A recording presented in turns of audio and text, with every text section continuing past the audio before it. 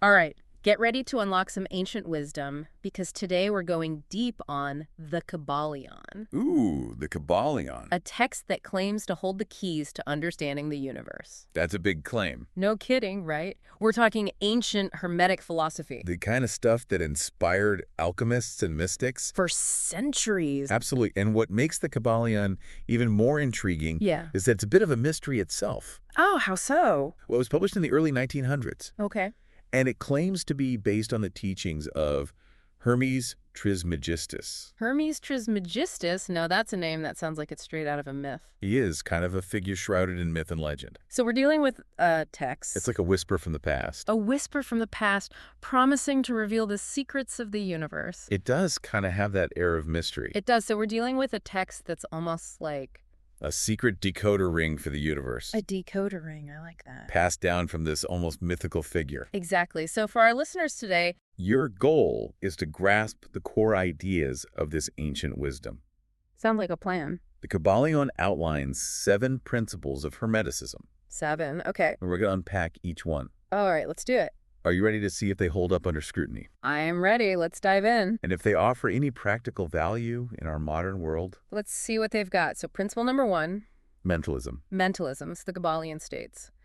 The all is mind. The universe is mental. Whoa. That's a big one right out of the gate. It is. Basically, it's saying that reality as we perceive it is a mental creation. That's the core of it. Everything we experience, Okay. from the material world to our thoughts and emotions, Okay.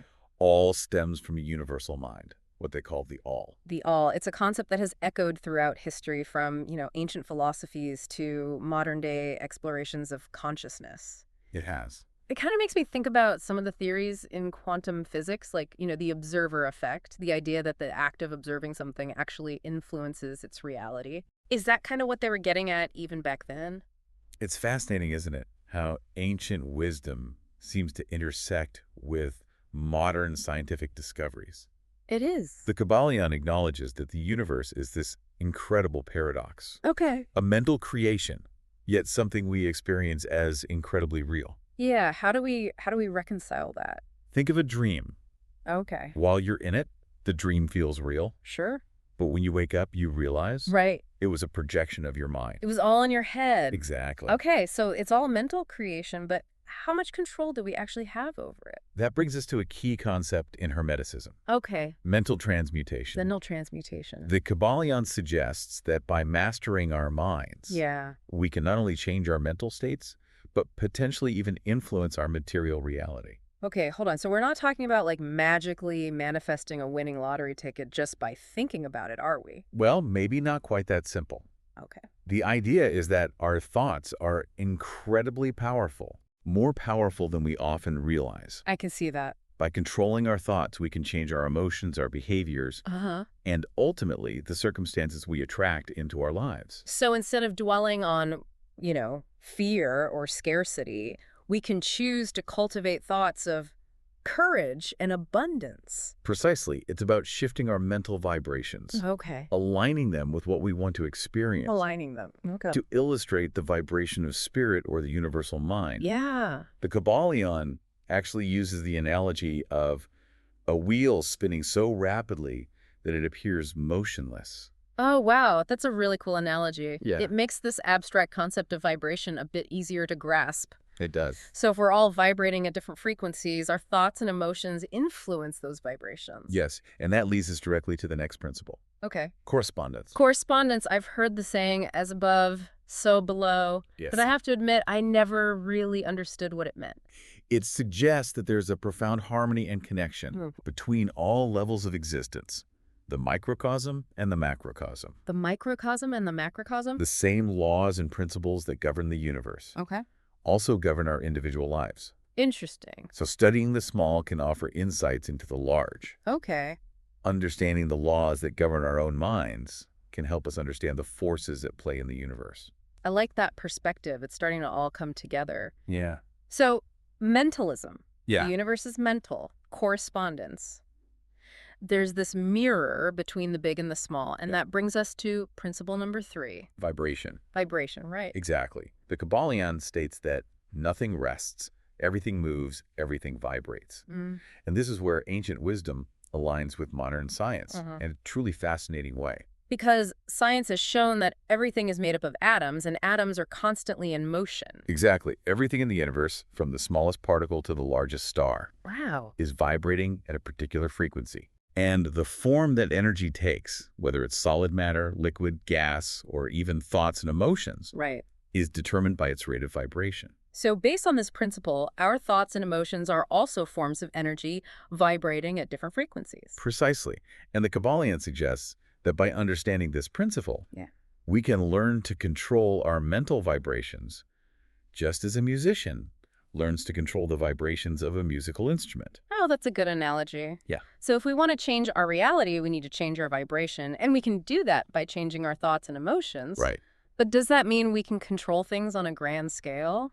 Like some interpretations of the Kybalion suggest that the ancient Hermetic masters used this principle to achieve incredible feats, like controlling the elements or influencing the course of events. Right. That's where I get a little lost. That's where we get into the territory of mental alchemy, mental alchemy. which Yeah. the Kybalion touches on but doesn't fully delve into. Okay.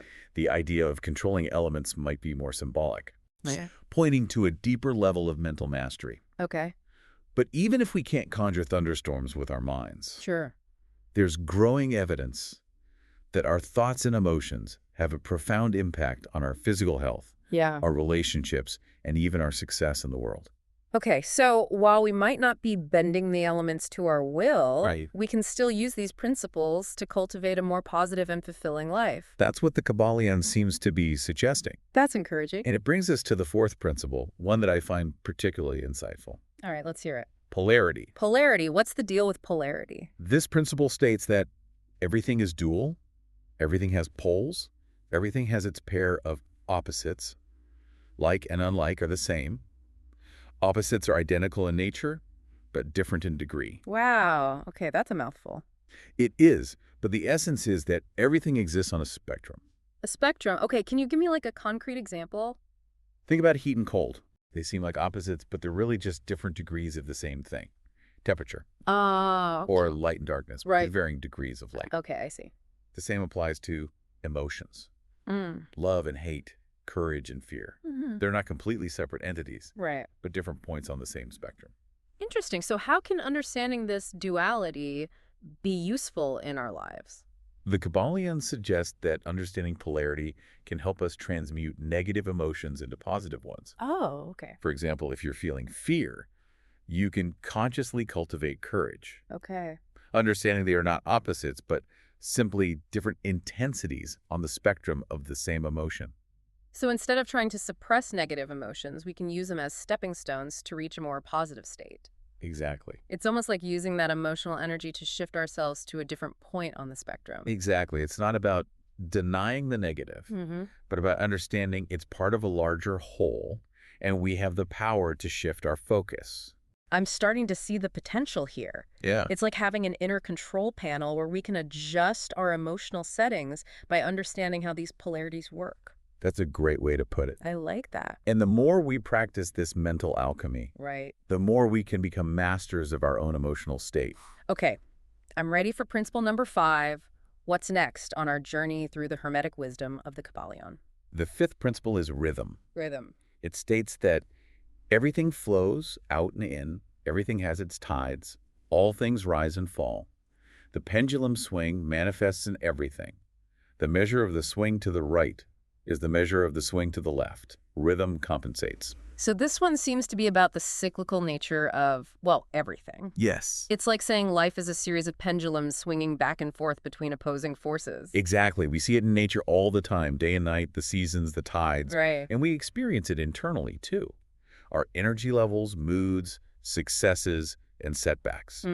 Everything has its natural rhythm. I can definitely relate to that feeling of, like, riding the waves of life, sometimes feeling on top of the world, other times feeling pulled under. And the Kybalion suggests that by understanding this principle of rhythm, we can learn to ride those waves more skillfully instead of being tossed around by them. Okay. It's about recognizing the patterns, Right. the ebb and flow, Yeah. and working with those natural cycles instead of resisting them. So instead of getting caught up in the highs and lows, we can try to maintain a sense of equilibrium knowing that change is constant. Exactly. The book suggests techniques like the law of neutralization, Okay. which involves rising above the negative swing of the pendulum by focusing on a higher plane of consciousness. So it's like using our awareness to create a buffer zone, a space of mental stillness, Right. where we're less reactive to the ups and downs. That's a great analogy. And remember, the law of compensation. Okay. The measure of the swing in one direction Right. determines the swing in the other. Okay. The higher the high, the lower the low, and vice versa. Interesting. Everything ultimately balances out. Yeah. By understanding this, we can appreciate both the peaks and the valleys, knowing they're both part of a larger rhythmic dance. It makes those challenging times feel less like setbacks and more like a natural part of the process. That's a very Hermetic perspective. Now, are you ready to explore principle number 6? Hit me with it. What's next on our list? Principle number 6 is cause and effect. Cause and effect. It states that every cause has its effect. Every effect has its cause. Everything happens according to law. Chance is but a name for law not recognized. There are many planes of causation, but nothing escapes the law. At first glance, that sounds pretty straightforward. It does. Every action has a consequence. Right. Everything happens for a reason. But the Kybalion suggests there's more to it than that. Okay. It suggests there are different levels of causation. Different levels. The text claims that most people are caught just reacting to their environment, Okay. like pawns on a chessboard. So they're not consciously choosing their actions. They're just reacting to external forces. That's the idea. They're caught in the lower levels of cause and effect. Got it. But the Hermetic masters, those who have achieved a higher understanding, Uh-huh. they use their knowledge of these laws to become masters of their own destiny. Oh, They become the cause, not just the effect. So it's about understanding the rules of the game and then using those rules to consciously create the life you want. Precisely. The Kybalion suggests that by mastering our minds, by understanding these deeper laws of cause and effect, Yeah. we can shift from being reactive to being proactive. Proactive. I like that. We can make choices with awareness of the consequences they will create. It's almost like taking back control of the steering wheel instead of letting life just happen to us. Exactly. And that brings us to the final and perhaps most intriguing principle. Ooh, intriguing. Okay. Gender. Gender. Okay, this is the one that I've heard can be easily misinterpreted. You're absolutely right. It's crucial to clarify that this principle is not about biological sex as we understand it today. So then what is it referring to? What's the Hermetic concept of gender? The Kybalion describes gender as a fundamental creative force, Okay. operating on all levels of existence from the spiritual to the material. Okay. It speaks of masculine and feminine principles as the two halves of creation. Two halves. Okay. The masculine principle is associated with energy, action, willpower, Okay. while the feminine principle is associated with receptivity, creation, and nurturing.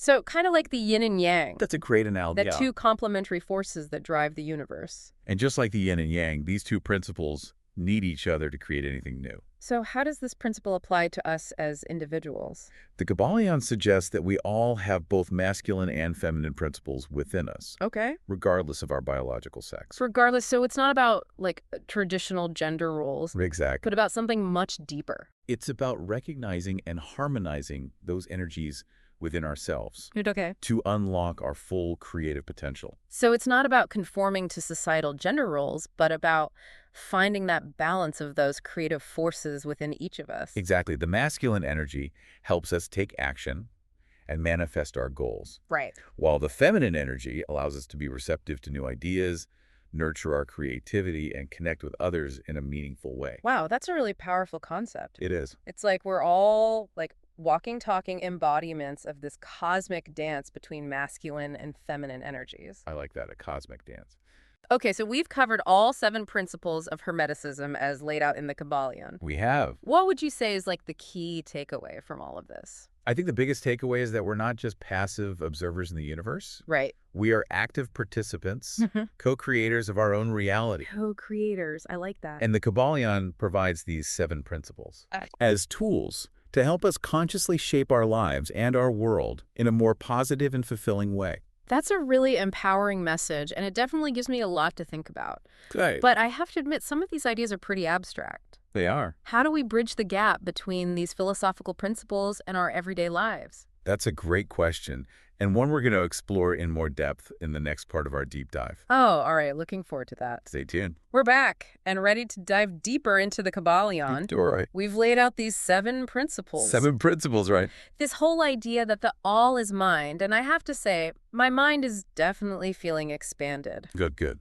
But I'm still wrestling with how to connect these big cosmic ideas Big ideas. to my everyday life. Yeah, that's the million-dollar question, isn't it? It is. It's easy to get caught up in the intellectual fascination of the Kybalion. I can see that. But the real power comes from experiencing these principles, Okay. putting them into practice. Putting them into practice. All right, how do we do that? And the text itself emphasizes that this isn't just about intellectual understanding. Yeah, right. It's about recognizing what it calls the indwelling spirit within. Okay, I have to admit that phrase indwelling spirit kind of makes me think of incense and crystals. I get that. Can you break that down for me? Yeah. Make it a little less, esoteric. Think of it this way. If the universe is fundamentally mental, Okay. as the Kybalion suggests, Right. then each of us carries a spark of that universal mind within us. A spark. It's a connection to the source, To the source. to the all. Yeah. And the more we become aware of that connection, Yeah. the more we tap into our true potential, our ability to shape our reality. So it's not about rejecting the material world, Right. but about understanding its mental foundation. Yeah, like recognizing that our thoughts and beliefs are the building blocks of our experience. Exactly. So we're not just living in some kind of, illusion. Not exactly. And the Kybalion warns against falling into half-wisdom, Half wisdom, what's that? which can manifest in a couple of ways. Okay. Some people get so focused on the idea that reality is a mental construction Yeah. that they neglect the laws and principles that govern the universe. So they're kind of spacing out? Yeah, kind of. And then others get so caught up in the material world Uh-huh. that they miss the deeper mental reality underpinning it all. So they're missing the forest for the trees? Exactly. It's about finding that balance, integrating both perspectives. So we need to keep our head in the clouds, but our feet on the ground. That's a great analogy. I like that one. And it brings us back to the concept of mental transmutation. Mental transmutation, right. We touched on this earlier. Yeah. But this is where the rubber meets the road, where we start to bridge the gap between theory and practice. Bridging the gap. I like that. So how do we actually do mental transmutation? That's the question. Is this where we get into the nitty-gritty of things like affirmations and manifestation techniques and all that? Those techniques are definitely connected to this principle. Okay. But the Kybalion approaches mental transmutation from a slightly different angle. Okay, what's their angle? It's about recognizing the inherent power of our thoughts, Okay. understanding they're not just fleeting things, Right. but forces that shape our reality. Because our thoughts create vibrations, and those vibrations influence our experiences. Exactly. So the first step in mental transmutation is becoming aware of those thoughts. Okay, so step 1, awareness. Awareness. What kind of mental patterns are we running? Are they empowering and uplifting? Or are they rooted in, fear, negativity, and self-doubt? That's the first step. So the first step is self-awareness, mindfulness, pay attention to that inner voice. Exactly. But then what? How do we shift those patterns? How do we, change the channel? That's where conscious choice comes in. Conscious choice. Okay? The Kybalion really emphasizes the importance of willpower. Willpower. Once you're aware of your thoughts, you have the power to choose which ones to focus on. Oh, that makes sense. You can cultivate thoughts that align with your goals, your aspirations, and your vision of the life you want to create. So it's not about pretending everything is perfect or ignoring negative thoughts altogether, Right. but about actively choosing to focus on the positive, on what empowers us. Exactly. And here's where things get really interesting. Ooh, really interesting. Lay it on me. The Kybalion hints at a more advanced form of mental transmutation called mental alchemy. Mental alchemy, that sounds intense. Is that like turning lead into gold, but with our minds? The text uses alchemy metaphorically Okay. to illustrate the potential power of the mind. Okay. Just as alchemists sought to transform base metals into precious ones, Mm-hmm. mental alchemy suggests we can transform our mental and physical reality Wow. through conscious mental mastery. That's a pretty radical concept. It is. But does the Kybalion offer any specific techniques for achieving this mental alchemy, or is it more of a theoretical idea? It's less about specific techniques and more about pointing towards a potential, Okay. a path of self-mastery that goes beyond the ordinary.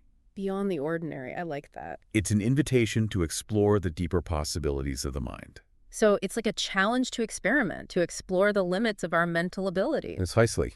Okay, I'm up for the challenge. And whether we take the metaphor of alchemy literally or not, All right. it highlights the power of transformation that lies within each of us.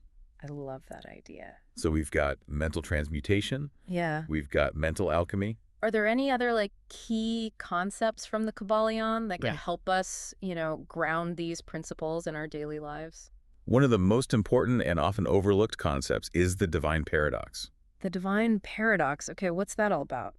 It's the understanding that while the universe is ultimately a mental creation, Yeah. we still need to engage with it, Right. as though it were completely real and objective. Because if we just walk around thinking it's all just a dream, we're bound to bump into some real life obstacles. Exactly. The Kybalion uses the analogy of a sleepwalker Okay. who eventually stumbles and falls because they're not paying attention to the world around them. Right. So how do we avoid becoming those sleepwalkers? Yeah. How do we walk that tightrope between understanding the mental nature of reality All right. while still effectively navigating the material world?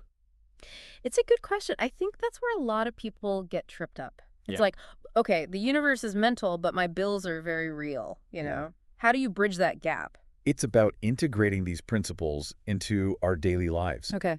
We become aware of our thoughts. Right. We choose those that empower us. Uh-huh. We understand the rhythmic nature of life. Rhythmic nature, yep. And we use the law of cause and effect to our advantage. Cause and effect, right? It's about aligning our inner world with the outer world, Aligning, yeah. not denying one in favor of the other. Okay, so it sounds like it takes a lot of, conscious effort, a willingness to practice these principles, and a commitment to self-awareness. It does. It's not just a passive process. Absolutely. And the more we do this, Yeah. the more we align ourselves with that indwelling spirit, Dwelling spirit. that spark of the all that resides within each of us. Within each of us. And it's through that alignment Yeah. that we tap into our true power. This is making me think about the principle of correspondence again. Correspondence, yeah. If everything is interconnected, Interconnected. if the all is in everything and everything is in the all, then maybe accessing that inner spirit is how we access the wisdom and power of the universe itself. That's a beautiful way to put it. It's like, tapping into this universal source of knowledge and creativity. And it brings us full circle. What does all of this mean for you? For me? Good question. How has exploring these ideas shifted your perspective? I have to say, diving into the Kybalion has really shifted my worldview. It has. In what way? It's like a veil has been lifted, and I'm starting to see the world in a new light. I'm glad to hear that. What stands out to you the most from all of this? What's resonating on a personal level? I think the principle of polarity has really struck a chord with me. Polarity. It's given me a new way to approach, those challenging emotions that we all experience. Yeah, Instead of getting stuck in them, right. I can see them as opportunities for growth, as points on a spectrum that I have the power to shift.